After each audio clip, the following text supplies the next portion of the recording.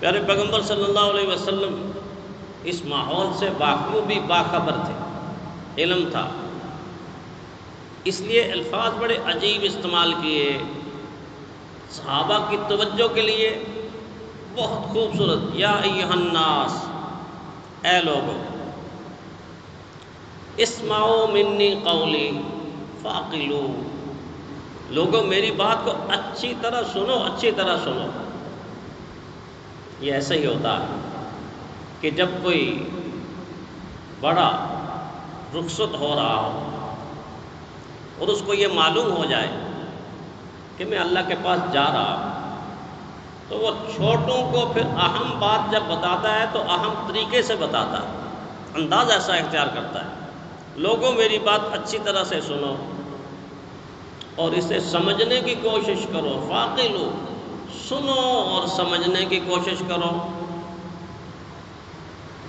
پھر فرمایا فَإِنِّي لَا أَدْرِي لَعَلِّي، کہ مجھے یہ معلوم نہیں ہے کہ شاید اس سال کے بعد اس جگہ میری دوباری ملاقات اب نہ ہو، شاید اس سال کے بعد اس جگہ میری دوباری ملاقات اب نہ ہو۔ اشارہ دے رہے ہیں پیارے پیغمبر صلی اللہ علیہ وسلم کی زندگی کا آخری حج ہے، اس کے بعد شاید ہم مل نہ سکیں۔ پھر دوبارہ الفاظ دہرائے، یا ایھا الناس، اے لوگو،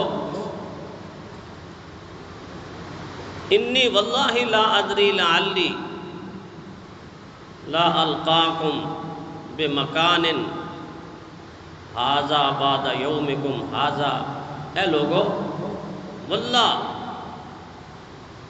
مجھے معلوم نہیں، شاید میں تم سے اس مقام پر پھر کبھی نہ مل سکوں، اس مقام پر پھر کبھی نہ مل سکوں۔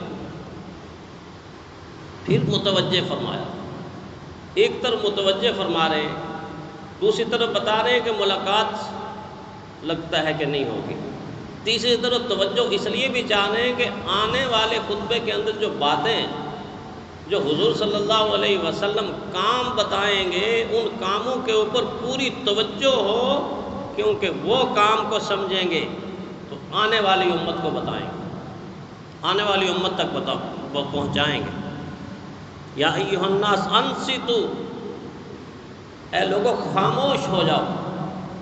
بابا فرماتے ہیں اتنی خاموشی کہ سناٹا چھایا ہوا تھا، 1,40,000 کے قریب لوگوں کا مجمع، اور خاموشی اتنی تھی جیسے یہاں کوئی چیز حرکت ہی نہیں کر رہی، یہاں کوئی زندہ موجود ہی نہیں ہے۔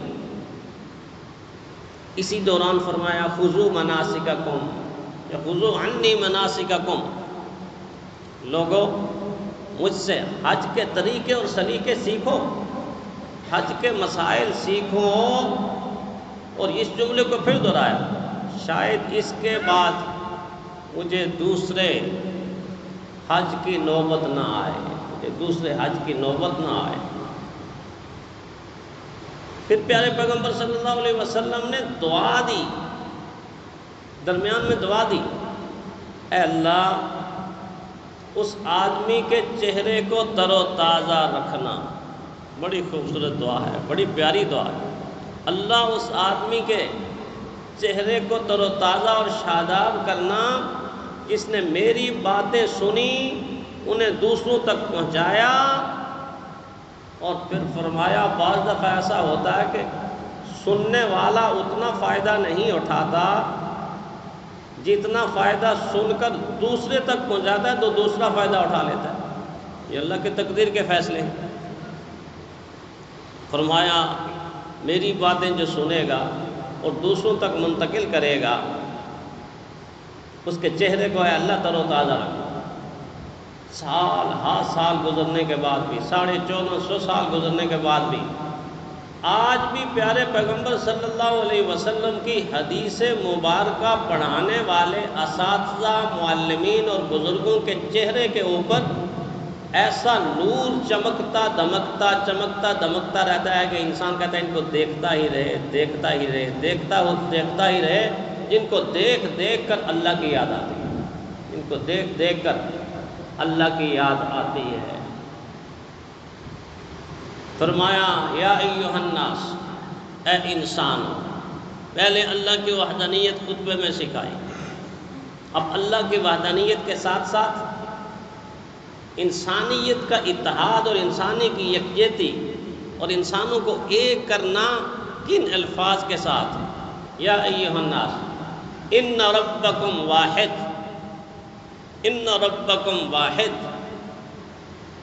فإن اباکم واحد۔ اباکم واحد کیا؟ وما کلکم بنی آدم وآدم من تراب۔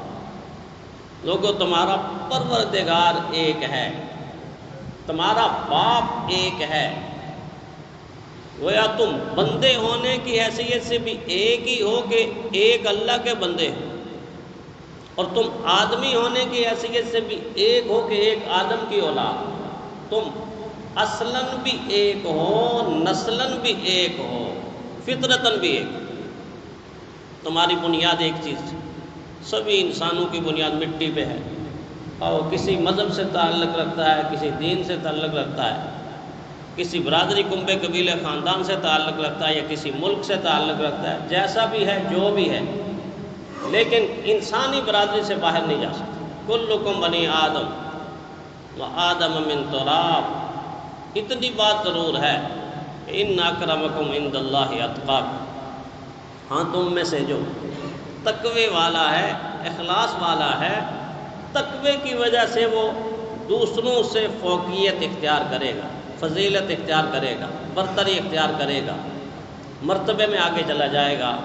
اس کے سوا دنیا کی اور کوئی چیز نہیں ہے کہ جو تمہیں دوسرے لوگوں سے زیادہ فضیلت دے دے۔ دوسری چیزوں کی پھر نفی فرما دی کہ دوسری چیزوں پر نہ جانا کہ اس وجہ سے ہم فضیلت والے بن سکتے ہیں۔ واضح فرمایا، یاد رکھو، دیکھو، کسی عربی کو عجمی پر کوئی فضیلت نہیں، اور کسی کالے کو گورے پر کوئی فضیلت نہیں۔ یہ ساری چیزیں فضیلت والی نہیں، اگر فضیلت ہے تو وہ صرف اللہ کا خوف، اللہ کا ڈر، اللہ کی رحمت کی امید، گناہوں سے بچ کر اللہ کے حکموں کو بجا لانا، یہ تقویٰ کہلاتا ہے۔ متقی دوسروں سے فوقیت والا۔ اور پھر فرمایا میں تمہیں تقوی کی وصیت کرتا ہوں، اوصیکم بتقوی اللہ، میں تمہیں تقوی کی وصیت کرتا ہوں، ساتھ خوف آخرت دلا دیا۔ حجۃ الوداع ہے، آخری خطبہ ہے، کیسی تربیت ہو رہی ہے۔ دیکھو ان قریب تم اللہ تعالیٰ کے سامنے پیش ہو رہے ہوگے، تم نے پیش ہونا ہے، اور اللہ تعالیٰ نے تم سے تمہارے اعمال کے بارے میں باز پرس کرنی ہے، مواخذہ کرنا ہے، پکڑ کرنی ہے۔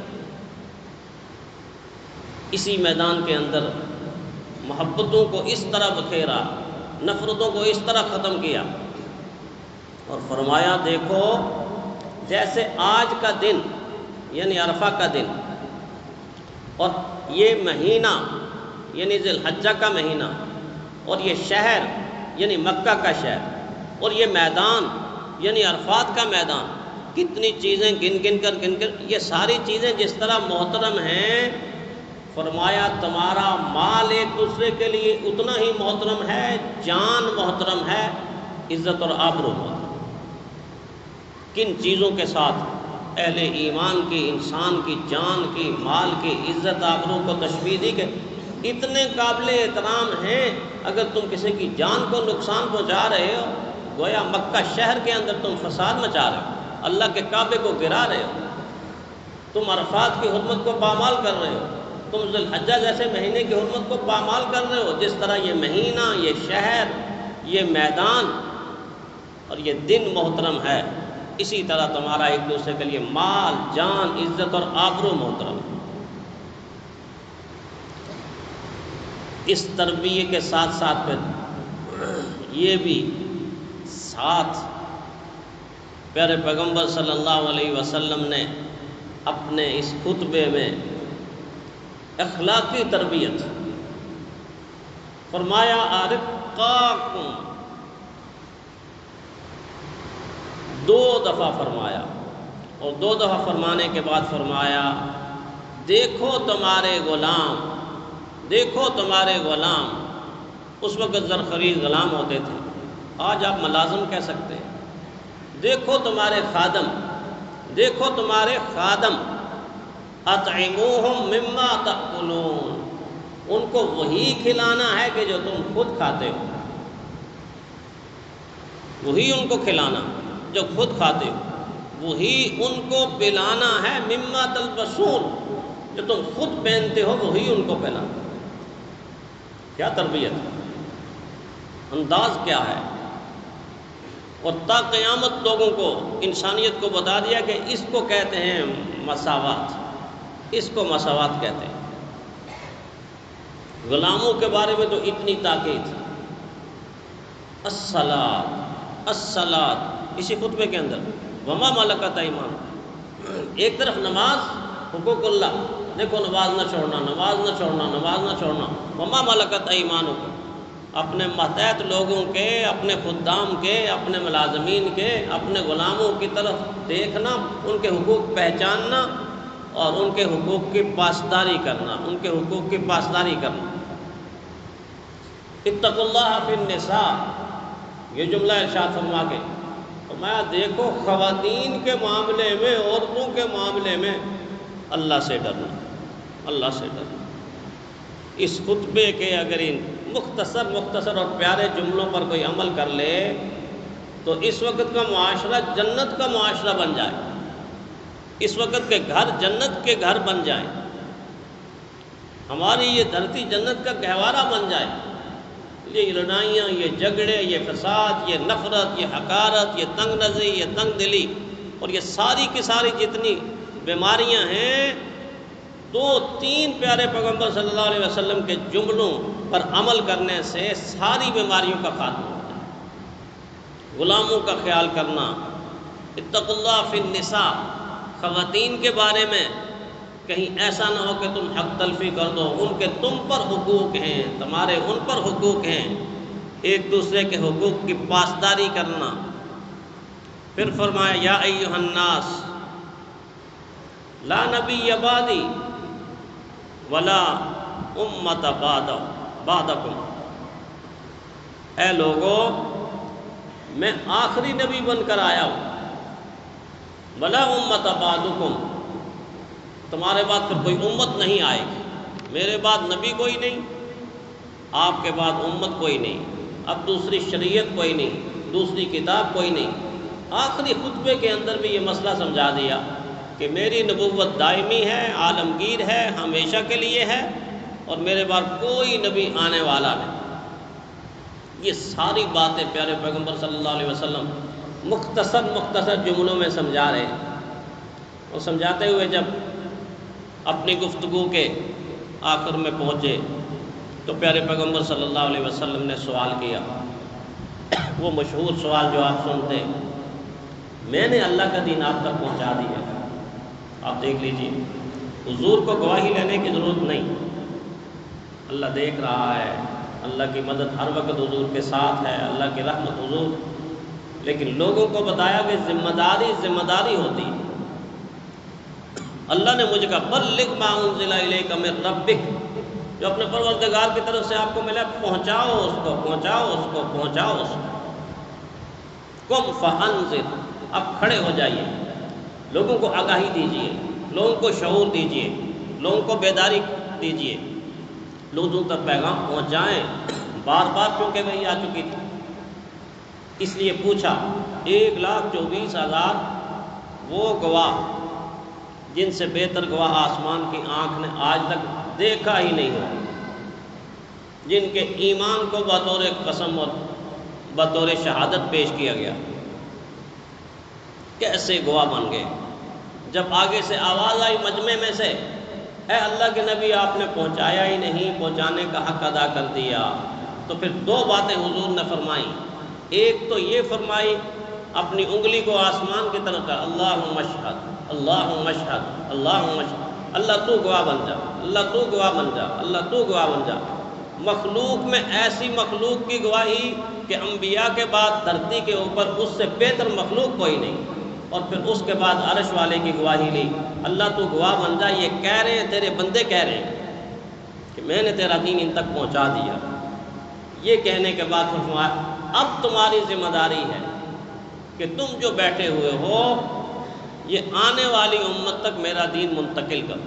اور پھر یہ ذمہ داری ان پر ختم نہیں ہوگی، آج بھی جاری ہے، آج بھی جاری ہے، آج بھی جاری ہے۔ وہ امت کو مخاطب کر کے فرمایا کہ پہلے آنے والی امت ذمہ دار ہے، آنے والے امت کے افراد کی دین منتقل کرے، منتقل کرے، منتقل کرے۔ یہ میدان عرفات میں حضور صلی اللہ علیہ وسلم نے اپنے بارے میں وعدہ لے کر یہ بات فرمائی، میں بھی اس کا پابند ہوں، آپ سب اس کے پابند، ہر امتی اس کا پابند۔ اور یہ کہتے ہی قرآن حکیم کی وہ آیت نازل ہوئی جس آیت میں اللہ تعالیٰ نے اہل ایمان کو بتا دیا، رحمت عالم کو بتا دیا کہ آج میں نے تمہارا دین مکمل کر دی، الیوم اکملت لکم دینکم واتممت علیکم نعمتی ورضیت لکم الاسلام دینا۔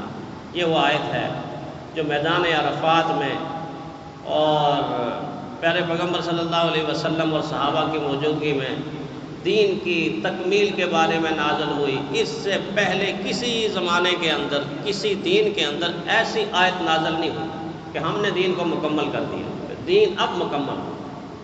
تو رحمت عالم صلی اللہ علیہ وسلم کا آخری خطبہ، اس کے مختلف جو عنوانات ہیں اور مختلف باتیں وہ میرے اور آپ کے پڑھنے کے لیے ہیں، سننے کے لیے ہیں، اور خاص کر عمل کرنے کے لیے ہیں۔